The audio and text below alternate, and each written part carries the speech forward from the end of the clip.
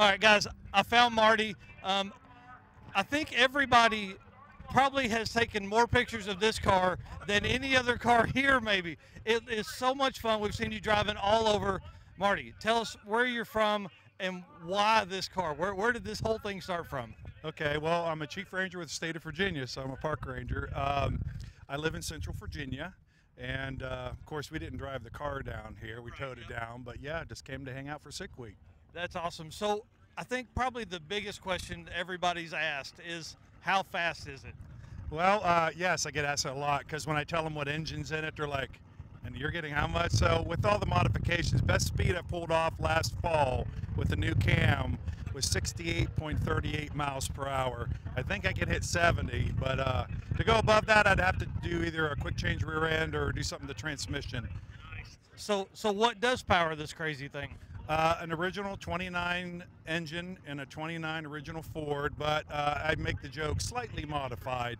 So high compression head, I built my own intake. It has a Zenith carburetor, a V8, dual exhaust, cherry bomb muffler. I did put an electronic ignition system, but you know, people tell me, oh yeah, the three. And I'm trying to keep a very early, like late post World War II hot rod.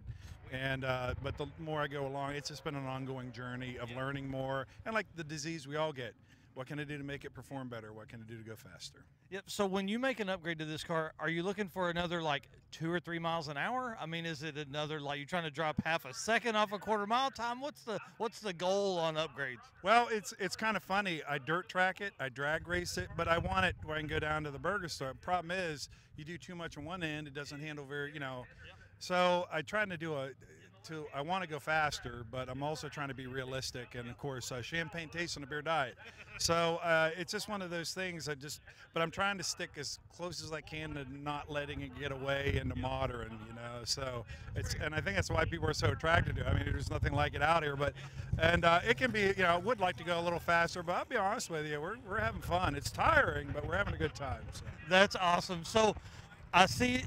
Is this a yard sale out here? You guys are packing this stuff up in this thing every day? Yeah. Now there was a very interesting thing. You know, the car only has, you know, you have to realize its limitations. And I knew what we were going to do. And with the two of us, and that doesn't look like it weighs much, but I ended up building what I call the truck trunk.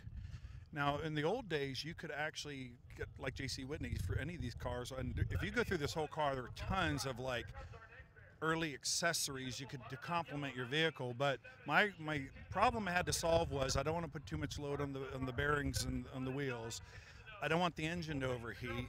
I got to take all the stuff with me. How am I going to carry it? So I took an idea from the old days. We could actually take out the rumble seat of a road and make it into a truck bed, but I didn't want to stick it out too far. So I just started custom building my own thing, and Tim and I can actually, once we're done racing, 5 bolts puts that into the car.